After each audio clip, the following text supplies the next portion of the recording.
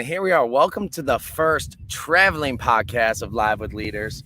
And of course, a lot of times we like coming on here. We like sharing stories. It's not all about business because, as you know, in life, as you personal grow, as you grow as a person, your business grows. Everything else follows. And the only way to grow is by making these key life decisions. So what I want to talk about today is, what is your decision-making filter? What goes into making these big life decisions?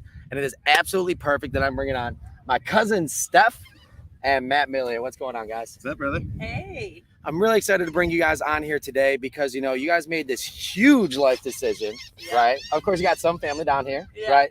But you guys picked up your entire life in Cleveland, Ohio, and decided to come down here to, well, we're in Honeymoon Island right now. Yes. But what's the city that you guys came down here to? We moved to Safety Harbor. Right. Yep. Yeah, and you guys, you know, you own your own business. So, you know, it's great that you're able to make this decision and move. But let me ask you this. What was the first time that you guys knew that you were guys coming down to this area? So it was pretty random. We had actually missed a flight. We're supposed to go to Tennessee for a friend's birthday party, and you know, because of COVID and everything that happened, the flight got moved, and we were like, well, we're gonna go somewhere else. So we had this extra flight credit, and we said, well, we need to figure out what we're going to do with this. Right. One of our friends who also moved from Cleveland about a year or so ago. Yeah. He's like, hey, I'm having a Cleveland and like a homecoming party. I want to invite my friends from Cleveland, merge them in with my Florida friends. And since then, we decided, okay, let's go ahead and make the trip. We flew down, and we fell in love with the area, and it was just a total. From 2 months from when we went down there to the end, that was it. I mean, it literally took us 2 months, and we got here. So we love it. We basically, at the end of the party, he was like, oh, you guys are going home tomorrow, right? He's like, you got to go check out the beach. It's like 5 minutes down the street here. It was this beach, right? This beach. Honeymoon He Island. said, take my beach pass, take my car, go to Honeymoon Island, and just watch the sunset. Right. So that's what we did on our last day. We came down here, we watched the sunset, and we literally, we went live, and in that moment, we decided we were moving here, and that was that. We got on the plane the next day. The day after we got home, we called our lender, we called our agent, right. We started the process. Well, and you know, I love it that you guys are down here. You know, we moved down here recently, or I moved down here recently too. And I think a lot of times when it comes down to making decisions, there's a threshold. A lot of times it's like a pain threshold or like that goal threshold of, you know, we've been talking about moving down south, doing these great things for years. Yeah. What was that threshold that for you guys that it's like, now is the time to do it? Yeah. So as far as alignment goes, we were in a perfect situation for where our business was. I don't go to an office every day. I used to have an office we started off in the Cleveland office, downtown Cleveland. Then we just moved to us in an entire office. It was just us in that office. Yeah. Good memories. And then we went to Crocker in Westlake, and we got to a point where we're just like, we don't need an office anymore. And we got to that point where we're just working from home. So why would I stay somewhere that is not beautiful all the time? So that was really, for us, I mean, the biggest deciding factor was not just for business opportunities, but I just feel better down here. I feel healthier. I feel more energetic. That's a huge thing for me. And really, it's all about my environment. Environment's everything. Right. And I want to ask Steph, what was it about right now? I know you said alignment, but at the end of the day, there's no such thing as perfect timing for everything, you know? There are some things that you have to overcome or you have to overlook it and be like, all right, even though it's not the perfect time in this situation, you just got to make the choice. So what was it about this timing that made you be like, all right, it might not be perfect alignment in my family life and everything else going on, but this time you are making the decision? Yeah. I'd say for us, and definitely for me, we got to a point where for the last couple of years, every year around this same time, for the last probably 3-4 years. When it's cold as hell in Cleveland. When it's very cold in Cleveland. Right. And Christmas is over and we're just waiting for spring, you know. We've told ourselves every single year that we were going to snowbird. We were going to get a second place somewhere warm. Right. And we decided, you know, it made more sense just for us to completely move 100% to a new area and then come home to visit and then eventually get a place back home. But really for us too, we were talking about starting a family, and we thought, if we don't move now, it's probably never going to happen. Yeah. And honestly, I made a promise to Matt 16 years ago when we first got together. He said, Yeah. my life goal, my dream is to move somewhere warm, somewhere like Florida. Yep. And he's like, you know, if you're going to be with me, you have to be willing to relocate with me. Yeah. And I was like, you know what? It's been 16 years. I got to make good on my promise. And I didn't have a whole lot of things I held her to. That was one of the things that I was like, come on. Right, like, right. You know, Yeah. Well, so, and again, you know, that's some of the great reasons why you did come here. And like you said, we've been talking about it for years before. And like, what are your goals? What are your ambitions? What do you want to do? What was holding you back before? Was there a time where you were thinking about making this move, but then something stopped you? So a lot of it was guilt. And I mean, guilt over leaving family, guilt over leaving friends. Because and really, I mean, once I took over the business, once I took over Appointments Today fully, it was at that point I really had nothing that was holding me back and holding me here. And ultimately, just the way everything was aligned, it's perfect because we're now here. So that's no longer an issue. But really, it was family, guilt, you know, not feeling like you're abandoning people back home. But that's, I mean, for me. Yeah. Same here. Yeah. Yeah. And at some points, you know, we were talking about this earlier too. It's about being essentially selfish. You have to do what's in your best interest, right? You really have to do what's best in your own interest, because that goes with happiness. That goes with, you know, if you want to live your best life, if you want to hit these goals, sometimes you have to make certain sacrifices. Oh, yeah. Right? Absolutely. So with that being said, you know, we're talking about what you guys are doing. Tell me about your first couple weeks here, because we're in this first couple weeks, right? What is something that you didn't expect to come out of this transition? Go ahead, Matt. I think I know what you're going to say ahead. too, huh? All right. So, I mean, we got a pool and never had one of those before. Right. It's amazing, of course. But, oh, man, there's a lot of work that goes into that.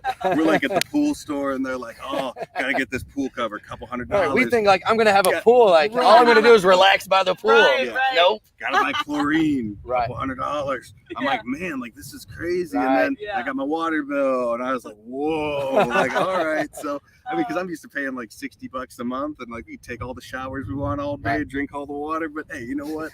I don't care. I mean, it's so much. It's amazing here, and I would probably say the biggest adjustment I had was really the wildlife as well. Like the birds are all over the place all the time. Alligators, had one alligator run in that almost gave us a heart attack. But you should not walk late at night near water. That's a good tip for everyone that's watching. Right. But yeah, I mean, those are the biggest adjustments for me. I mean, I think the biggest surprise when we moved to Florida is, like he said, we have a neighborhood alligator. At the end of our street, our neighbor has a pond, and there is an alligator. I don't know what his name, I can't remember his name right off the top of my head, but apparently he's the neighborhood alligator. Everybody knows him. Everybody likes him, you know, and everybody's good with that. And yeah, it definitely surprised us the one night we were walking, and we walked by the pond, and there was a big kerplunk, and we were like, oh, we knew it was the alligator. We're like, we're not gonna walk out here late at night. When it sounds like someone dropped a boulder off of a building, and like you hear the flap of the tail. I'm like, yeah, that's probably an alligator. So literally both of us were walking, and you just start like stumbling, like go. Right. But yeah, those were probably some of the biggest surprises. I mean, really, and then, you know, just all the extra additional things that you need to have for a house down here. There are a lot of things that just we weren't used to, and you know, but we brought shovels with us. I really don't know why we did that. I'm still kind of wondering about that, but yeah, it's been an adjustment, but a great adjustment. It's been amazing. Yeah, and you know, anytime you make these big adjustments, these big decisions, there is always a level of fear that comes with it. Right. Like there's a level of fear of the unknown, right? You don't really know what's going to happen. It's like sometimes you just got to jump out of the plane and build it on the way down, right? So like, talk to me a little bit about that fear. Like what's some of that fear that you had making this huge transition in your life? So my fear wasn't really so much so about the move. It was more about making sure that I could still be the best version of myself and show up every day for my business because there's a lot of temptation here. And I mean, it's just, I mean, you look around and it's almost to a point where I'm like, okay, I got to make sure that I block out so much time. So really, that was my biggest fear, was making sure that I was still showing up with that same level of commitment to the business, but also still finding that time to enjoy myself and have that work-life balance that everyone's always looking for. Right. Yeah. I think for me, my biggest fear was just that I would miss everyone so much. And I do miss people. We've been here, it's going to be 3 weeks now. Yeah. And I'm still missing people. But the great thing is, I noticed my calendar is booking up with people wanting to come visit, which is great because, there's so many times where we spend time with people, and if there's a couple of people, it's hard to really connect with everyone, but with everyone coming down kind of like here and there and booking different trips, we can really just like spend quality one-on-one time with people. So it's more more quality and less quantity of plans, which is nice. And with that being said, sometimes when you look at this big unknown and you just jump into it, it might have been something like, man, I've been thinking about it. There's some fear, and then you pull back. You've been thinking about it. Like you go to like that black hole and you just look at it. It's like, I always like to think about it. Like when you make these big decisions, it's almost like your first time off the high dive, right? Yeah. Like your first time off the high dive. I don't know about you guys, but I would go up to the ladder, look all the way to the top. I'm like, nope, not doing that. And I would get up to the top and I'd be the kid coming back down. Yeah. Then you get up to the top and walk to the edge. And then you look down and you're like, nope. And then you do the walk of shame back down the high dive. But when you finally make that jump, you're on that shit all day, right? It's fun. Absolutely. So like once you made this jump into this big decision, have you noticed like, what are some of those smaller decisions that became easier? Yeah. It's a really great question. I would probably say the first thing has been really, I haven't put myself first for a really long time. So why is that? Like what was the reasoning behind it?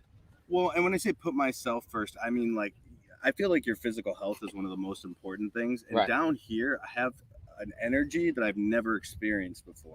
And I don't know if it's just fulfillment. I don't know if it's just being happy and not knowing what that feels like. Yeah. But I would probably say that the biggest thing that I've realized is that I have to put health first and just make sure that I'm committing my time to that on a daily basis. Right. Even so much so that we have a bet going now that, to hold us accountable. Right. Who's going to work out the most. So, hey, no better way to be held accountable. We can go back to this and see.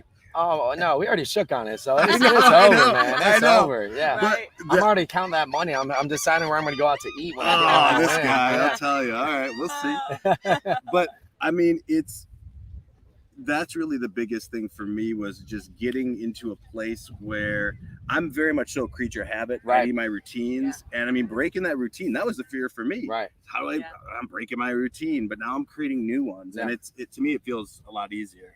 Yeah. So, and Steph, I have a specific question for you too, because obviously we're cousins, know a little bit about you, right? So like myself, I feel like we're similar in a lot of ways, where before I would always put everybody else's priorities and what they were doing first. I would try and look out for others. And I think I'm doing the world a service. Yeah. But in reality, you're hurting yourself and you're hurting everybody else because you're not reaching that potential. Yeah. And I know, I feel like that's a no-tech thing. I am the same way. So what has changed? Was there a specific time? Can you pinpoint a day when you just were like something clicked? Yeah. And you're like, that's not the right way to live life. Yeah. I would say that there was a time where I decided to leave I used to work in a hospital. Yeah. And there was a time where I used to take care of everyone all the time. I would go to work and take care of people all day long at the hospital. And then I'd come home and I would help my friends, help my family, however they, it needed to be. And then there was a time where I was like, you know what? I'm at a point in my life where, I just want to invest 100% in my photography business and whatever that entails. And it led to doing content for him. Yeah. I think that was where I was like, I don't have to take care of people on a daily basis to feel it validates me. And I always feel like my goal in life is to help as many people as I can. Yeah. But I don't have to work in a hospital to do that. I can have more energy and more time if I actually have more time by not doing it all day long. And then I come home and I help other people. But then it got to a point where, you know, I spent all of my time trying to still help other people in my life. And I was just run so ragged. And I got to a point where I was just not really living for me. And then I decided, you know what, I'm going to just 100%. I think it was about 2 years ago. I just decided, like, you know, I've run myself into the ground trying to take care of everyone else. I really need to put my health first. I need to put myself first, my mental health, not just my physical health, but I need to make sure that, like, I'm in a good place so that when I want to help people, I have more energy and more reserves to do that instead of running myself ragged. Like we always talk about, you got to put on your oxygen mask first. You got to. So that you can take care of others. Yeah, and part of that too is, and I think like when you're in that giver mentality, whether you want to think it or not, you do have that sense of like, okay, this will come back to me at some point, right? Yeah. So like whether like, yes, a lot of times like people who are givers, like we're doing it for the right reason, but in the back of our mind too, it's like, when is that going to come back? You know? Right. So whether you like, you're saying to the world that is in your mind. Right. And then like when I started doing things for myself, and there was this great quote, I forget who said it, but this completely changed my way of thinking with this. He said, give 10 times the value and never expect anything in return. Yes. When you live your life that way, anything that comes back as a bonus. Yeah. Instead of sitting there, it's like, all right, I'm giving. When's it going to be my turn? Because that's what happens when you give and you don't look out for yourself. Absolutely. But when you look out for yourself, you're putting yourself first, so your happiness is first and everything else. Right. You're already fulfilled. So anything that comes back is a bonus. Right. Instead of it being like you're giving it, so then you're not fulfilled. And then it's like you need others to fulfill yourself. Yes. Right? Yes. So I want to talk about like Matt. So I know you're the same way in a lot of ways as well. So going through that giver mentality, like, because I mean, you're a big giver. I mean, the big reason I'm here today is because you gave me a position. You looked out for me when I was in a really, you know what? Let's talk about that a little bit. Since we're talking about decisions, what was it that made you?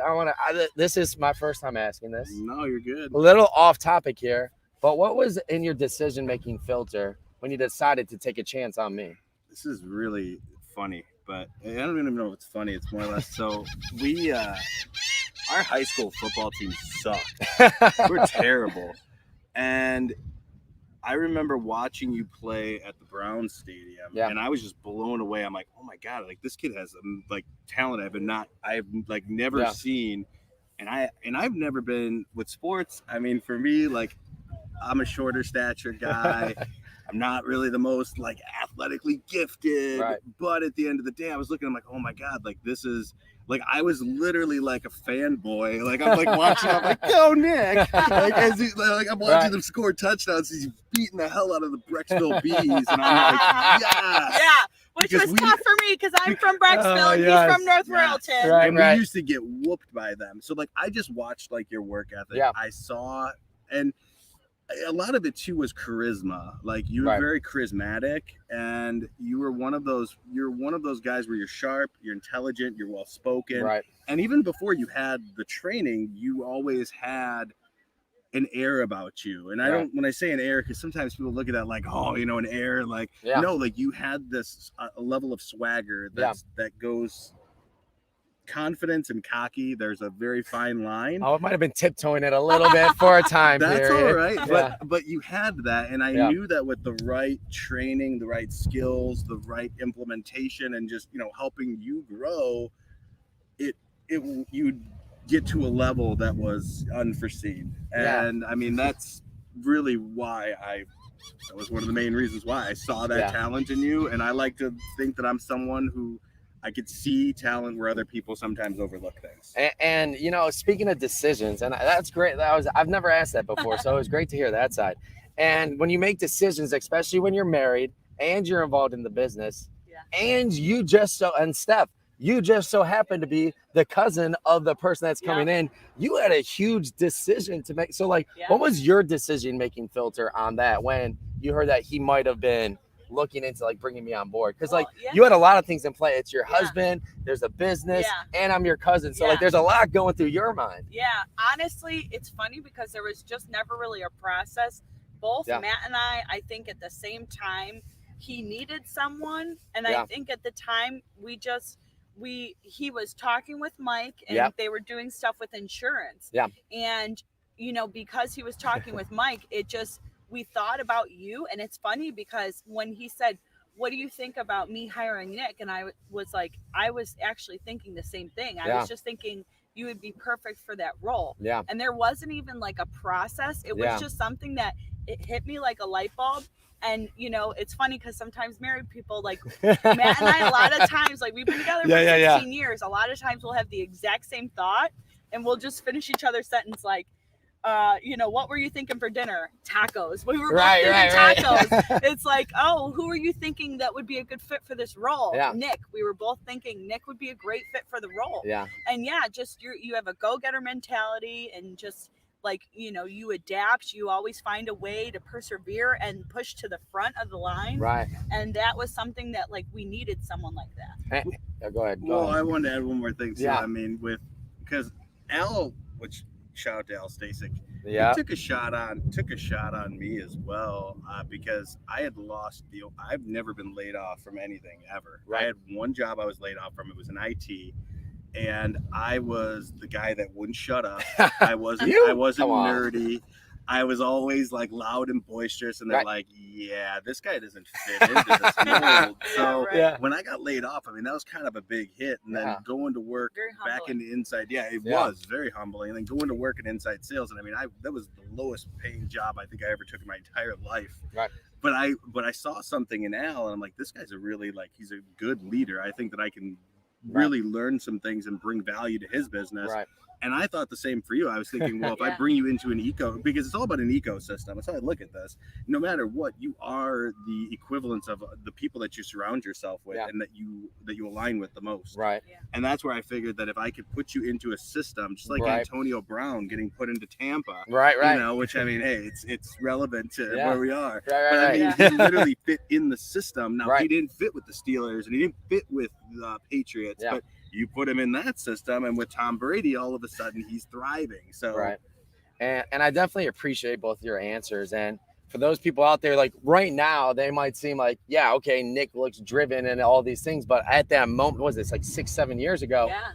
This is not what I looked like. This is not what my daily activities look like. So I have a lot of respect and like admiration for you guys being able to see those little things and say like, that's what we need to bring out of somebody too. Yeah.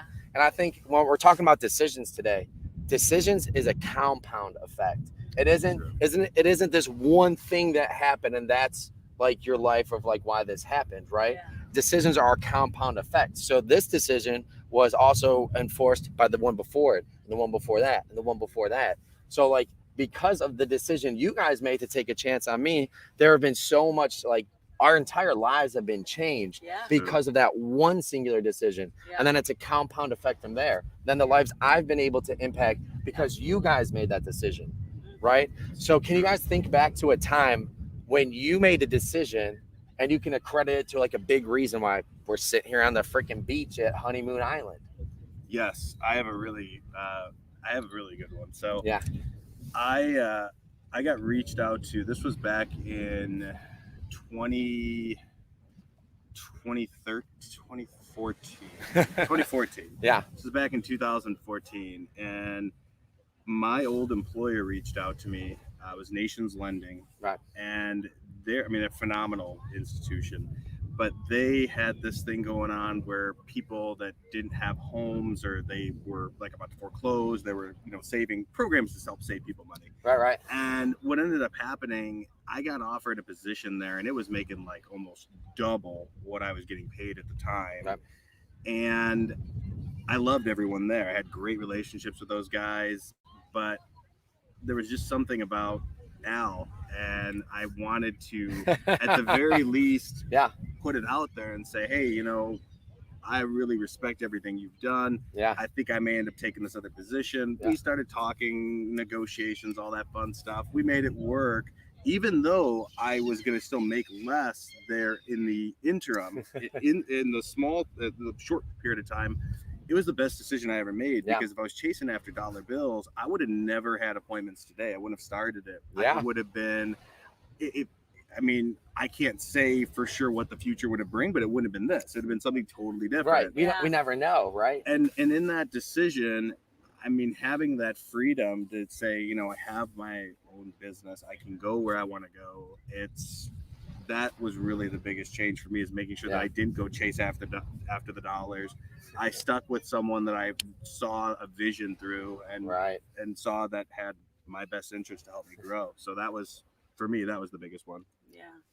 I think for me, there was a moment, and I remember we had some wonderful friends that they're still our friends. Right. They let us stay at their place in South Carolina. Yeah. And we were there during 4th of July weekend. And I was, you know, full force into my photography business at the time, still shooting weddings and engagement shoots and all that stuff. Right. And it was great owning my own business, but we could have stayed longer. They offered for us to stay longer, but I had to get back to shoot a wedding. Right. And I was sad because Matt was able to do his work on the go because, you know, he has a virtual company. Right. And it was in that moment where I realized I want to work with my husband, and I want to be able to decide what our lives look like. Like, I don't want us to both have to go back because I have a separate obligation outside of what we're doing. Right. I was like, I want to be on the same page with him. I want to work with him. And actually, the people that we were staying at their place, they work together. Right. And I saw the way that they just were so unified, and it was amazing how they worked together. Todd and Lisa. Yeah. And, you know, I saw like the potential in that life for us. Yeah. And that was the moment where I think I literally, I think it was 6 months or maybe less that went by that I was berating Matt constantly. I was like, is there something that you can, you know, bring me in to do with you? Yeah. I want to work with you. I want to work together. Right. You know, and it made such a difference in our lives, in our marriage, like being on the same page, working towards the same goal. Yeah. It really like made everything just fall into place. Right. And, you know, had I been rooted with my work, like when I worked at the hospital, or when even with all my clients for the photography business, all of my network was at home. Yeah, we could have run ads and things like that, but, you know, but because I'm attached to him and I work with him now, because he's able to go and move around and do whatever, you know, he can work from wherever. I can also work from wherever. And had I not changed my life and, you know, decided that's what I wanted out of life, we wouldn't be able to do this. Both of us wouldn't have been able to do this, you know. And man, so Steph, you just sparked something in my mind, right? Yeah. So there's a saying that it's pretty, what's the word? It's pretty, I guess you say, popular. I'm sure you guys have heard it. Yeah. Don't mix family and business. Right. And I was like, since you said like family and business, I'm thinking, the people I am closest with, my brother is my business partner. Like, that's my business partner. Yeah. My cousin and my cousin's husband, been in business with you guys, still a great relationships, still doing podcasts together. Yeah. My other cousin is one of my other greatest friends in business, talking business. Yeah. And how fucking wrong that is. Yeah. Like, it's just so, like, it must have been like a bad relationship with their family, and one person said it and it just like stuck. Yeah. Right. Yeah. So I just find that absolutely amazing how that's like, it's a thing, and then everybody just buys into it because they hear it over and over. Right. So can you guys give me a time when you made a decision that was unpopular, like an unpopular decision that, okay, Matt's got one already off the bat. Why do you have to ask this question? This is not what I want to talk about. Oh, yeah. Come on, man. I mean, that's part of Ron Real. So I had a DJ business with a family member. DJ Milia, just for you know. DJ Mills. Yeah. It didn't work out, but I will say it didn't work out. It wasn't because of anything that he did. Yeah. It was a group effort. And I think that ultimately, at the time, did you think it was a group effort? No. Yeah. At the time I was a finger pointer. Yeah. And I had, you know, you always have room to grow. Yeah. I mean, and I realized that I am a very take charge type of person. And if I feel like I have the absolute knowledge and the know-how and that I can do it, I don't have the patience in a lot of cases to have somebody else go in there and then, oh, you're just going to mess it up. I just let me do it. So that was probably one of the the toughest thing is I had to shut the DJ business down. Yeah. I handed the business over. I mean, I just handed it over to, I won't say who my business partner was, but it was a family member, let's put it that way.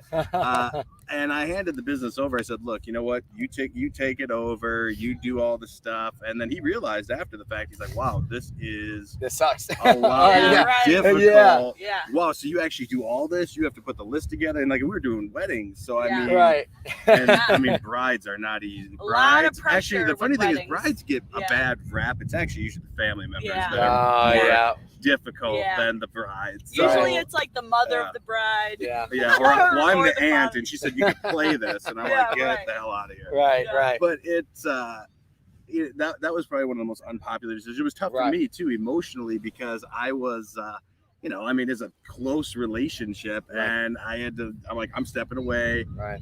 You take it and you run with it and deal with everything. I don't want anything to do with this, but by the way, you got to change the business name because I don't want any liabilities. I mean, that's to the extent it was. So, I don't regret that though. It was a learning lesson. And I mean, that's something that, you know, I can take away and say that now I understand, like you've got to, when it comes to family, you have to manage the agreement and not manage the expectations. And you got to remove the emotional aspects remove out the of ego, leave that shit at the door.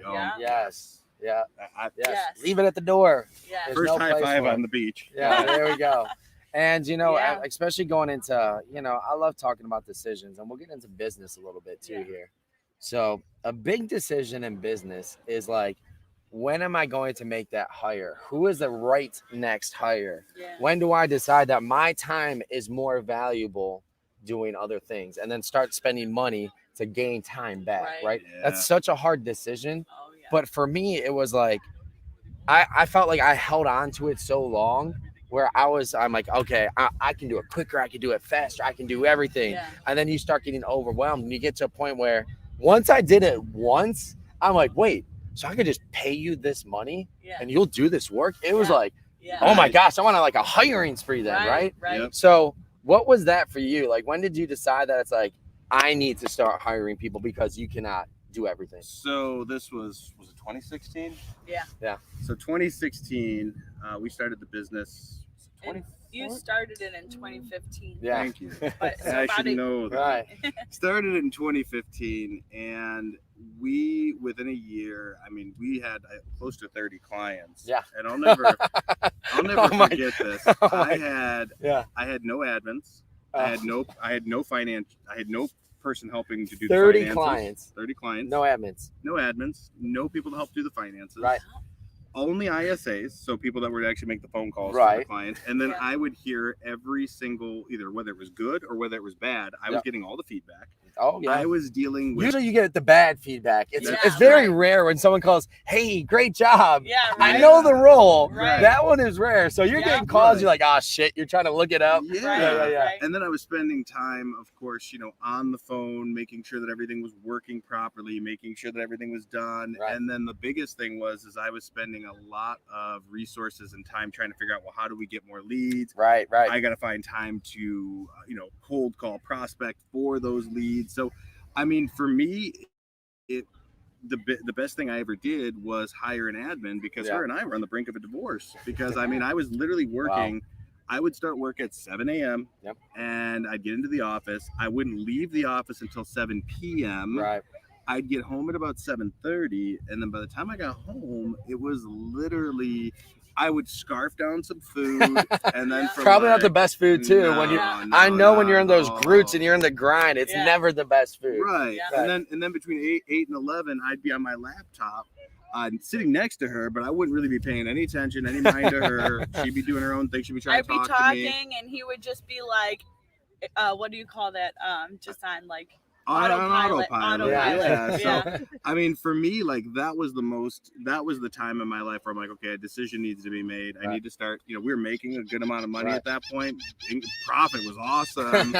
But I mean, the quality of my life sucked. Like it was terrible. I had no life, and I was even working weekends. I mean, I was doing, you know, 8-9 hour days on the weekend easily. And that was a light day. So there was, I mean, I knew I needed to delegate off, hire people. and I just had to find the right people, and I had to realize that I had to question by testing. Right. I knew that I couldn't always find the perfect person, but you test it on a few people and have that patience to put in the time and the energy to get the most out of those people. And you know, another thing that you hear, there's no such thing as a working life balance. And then you hear other people like, Bullshit. there is one. Like, so, you know, there's always two sides to the coin. I just talked about this yesterday. You don't find the time, you make the time, right? Yeah. You make the time for what's important. Absolutely. You make the time for when you want to spend time with family. You make the time to do these things. Yeah. But at the same time, too, it's tough because then you could say, if I'm spending time here, that could take away from my business. But if I spend more time with my business, that could take away from my family time. So there is that delicate balance, if you will. So what goes into your decision process of like where you're going to be spending your time, what you're going to be doing with it? Was there a time where you're spending too much in business? Like what? Tell me about that a little bit. Well, first thing I'm going to say is, number one, if you don't like your life, then you should go ahead and you should change it. That's the one thing I will say. Something needs to change. Yeah.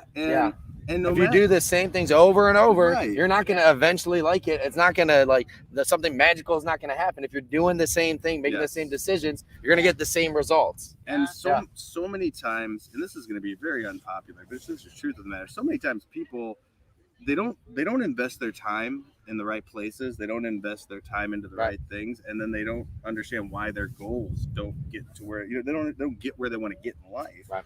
And that's why I'm always trying to figure out like what is going to best suit my vision and my goals. And for me, my goal has always been to live up by a beach, live by a body of water.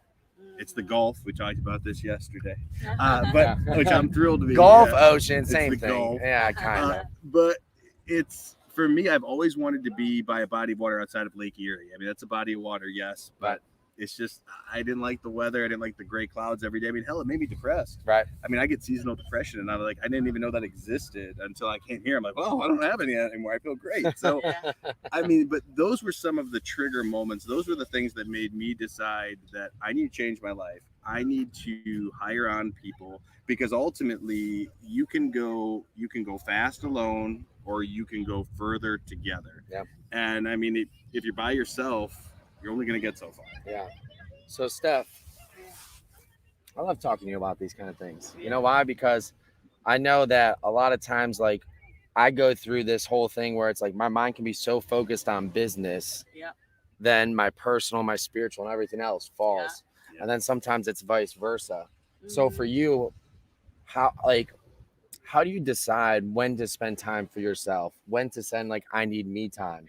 Is it when you hit a threshold, or has there been something that's like, all right, I see myself nearing that threshold. I kind of bring it back. You're still working on that. Well, I feel like we all have to. I am still working on it, but it used to be when I crashed. Yeah. When I crashed and burned. And I literally could not do any more. And even like I'd say 10 years ago, I would still, even when I crashed and burned, I'd try to get up quickly and keep going. Right. I just was relentless and always thought I could do more, always running myself ragged. And 4 parties in one night. Yeah, our Saturdays used to be booked so. You think he's joking? I'm not joking. No. Yeah, right. I couldn't drink anywhere. Yeah. Like, I can't drink. I have to get on the road. Yeah, and it just got Good save for the live. Yeah. It got to the point where it was just, I had nothing left. I had no choice but to slow down. Go all the way to E. Yeah. And I mean, it's funny because like I used to just put all into like everybody else. Right. And then it got to a point where I was so burnt out that I kind of distanced myself from everybody. Yeah. For like probably a good year or so. Yeah. But then I got really depressed. Yeah. And I realized like I can't just isolate. That's not good either.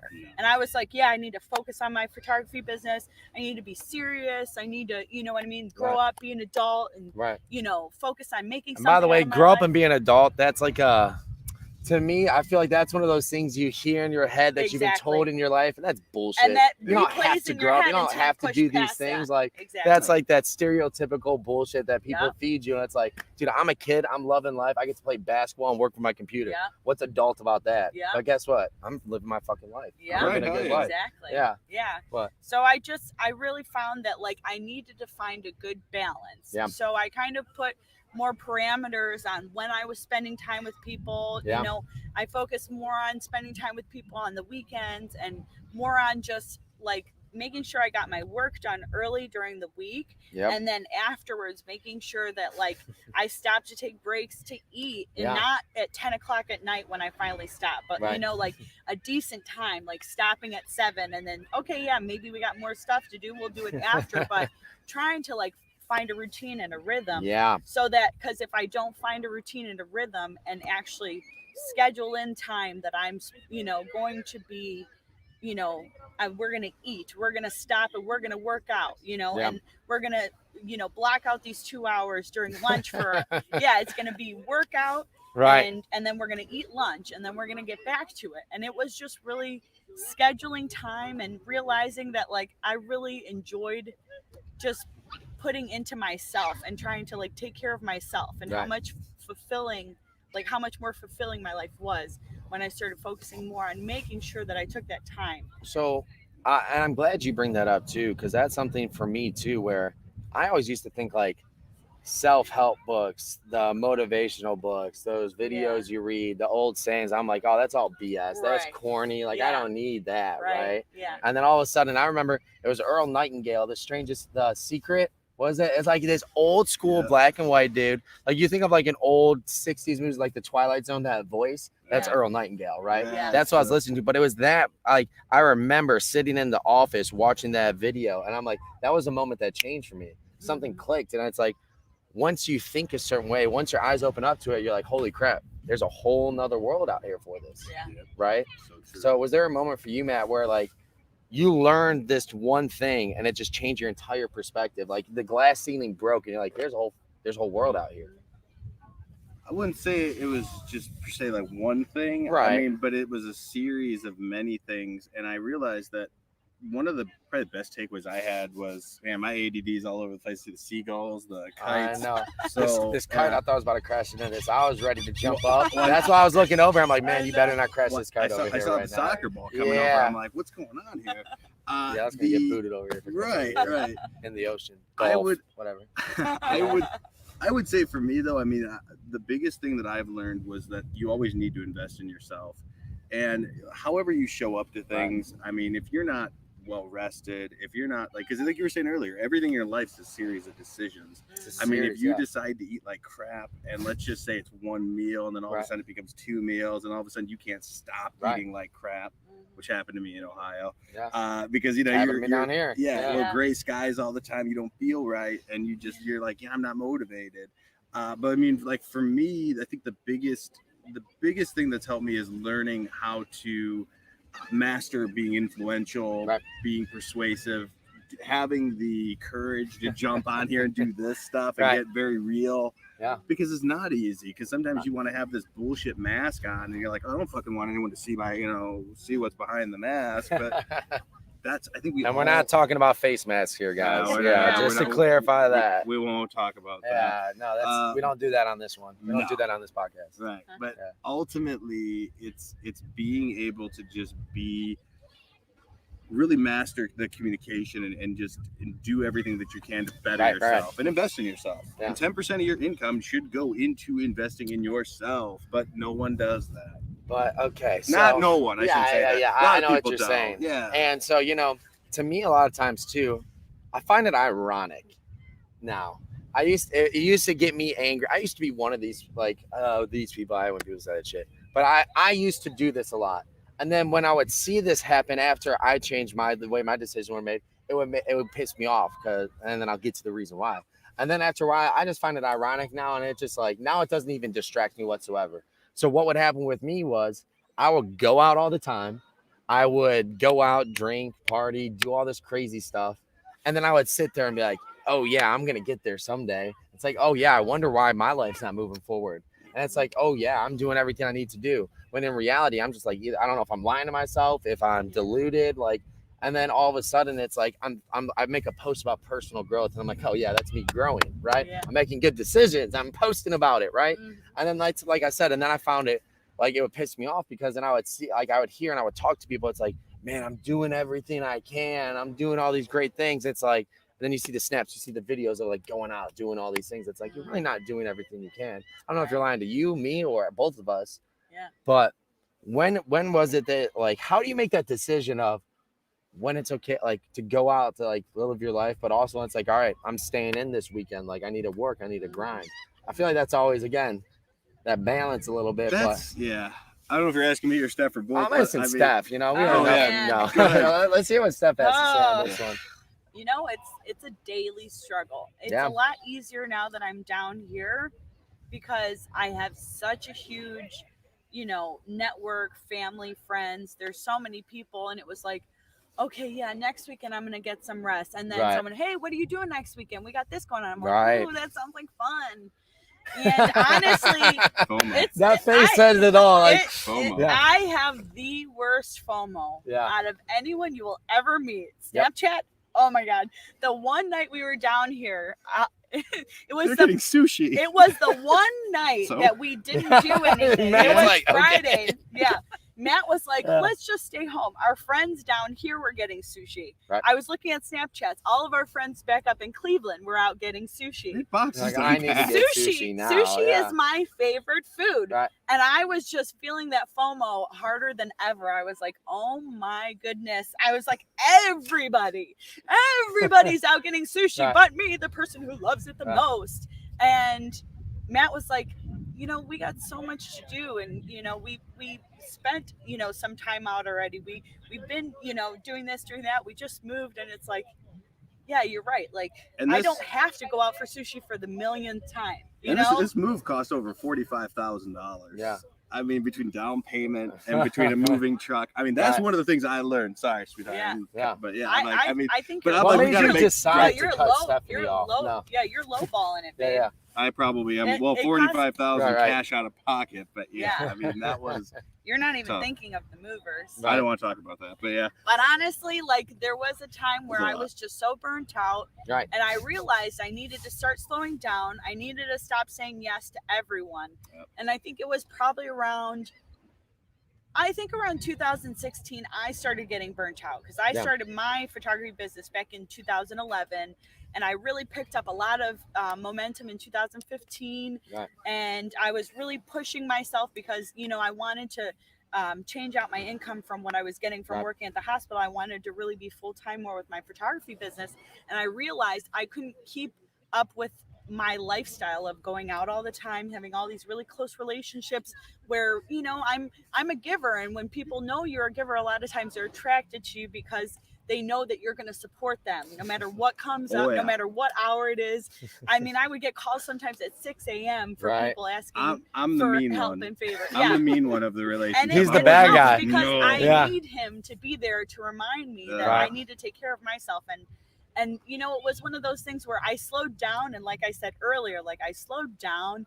I realized that I needed to go out less. I started saying no more, but then I started getting really depressed, and Yeah. I realized I needed to have more balance. So I started implementing a little here, a little there as time went on, and then it was like full-fledged back into it. Like Right. I you know, was blessed to like find a whole new group of friends, but there was a lot more, you know, parties and activities and fun things to do. That And group of friends is a blast, but they love partying, and I love to be a part of that group. But I'm just like, Oh, yeah. sometimes you have to.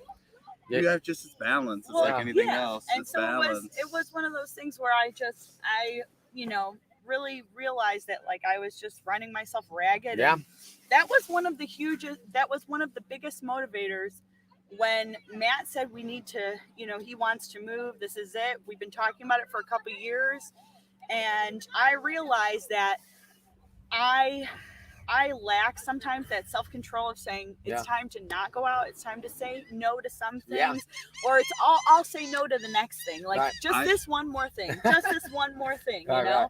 And how many times did I say, but it's so-and-so's birthday, but this is this, Man, and I there's want to always do this. a reason. There was always Yeah. a reason for me. Super fast piggyback though. I also think that with your friends, especially if they're like business professionals, Oh yeah. that is all. I shouldn't say it's always what it is, but in a lot of times it's very good to be around those people because you start to get really amazing ideas. And the group Yeah. of friends that we have now, like that we left, which was really tough, but they're all like really sharp people, Right. and like they love to have a good time. Like they The love to play hard conversation's and different. work Yeah. hard. The conversation is Right. different. So When we're sitting here, we're talking about personal growth. We're talking about development. Like I don't Right. care if it's 5 a.m. and we're still sitting around Yeah. drinking. Yeah. We're still talking about a crazy business idea, but it is Yeah. still something about growth. Some of the best ideas Yeah. come from drinking. Just saying. So- And, you know, So I broke it down to like I heard this John Kitchen say this once, and ever since then it was like 2 years ago, or like it was actually it was like 4 years ago because I was still at appointments today with you guys. okay. And this broke down how I decide if I'm going to go out that night or on the weekend or not. If it's not a hell yes, it's a hell no.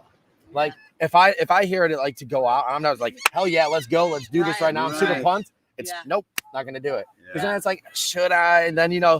then there's those moments where I go to the bar, I'm sitting there like, why am I here? Yeah, Like right. those are the moments Oh, where it's yeah. like why did I decide to come out? I'm that Yeah. dude standing in the corner at the bar, like kind of swaying, like yeah, this is stupid. What am I doing? Yeah. So right. it's like if I'm not like super pumped, super jacked to go out and Yeah. do something, go to this concert, go to this place, it's like nope, not gonna do it. I'm gonna Yeah. go ahead and stay in. Yeah. And I think Yeah. you just have to know. You Yeah. just have to be able to realize that you either need to put more time into your business Yeah. or more time into yourself and figure out that balance. And the balance is different for everybody. All right, man, Steph. I appreciate you guys coming on here. We're Yeah. gonna go ahead and wrap this up. This was fun. This was a lot of fun. Yeah. I'm glad that we got the background. We got the sunlight coming out Kind too. of like Yeah. the perfect weather Right. for this too. Yeah, there you go. Yes. Do some monologue while I turn this off. This was fun. Those are cute to talk. Oh, it's our Oh, cue to talk. yeah. Oh.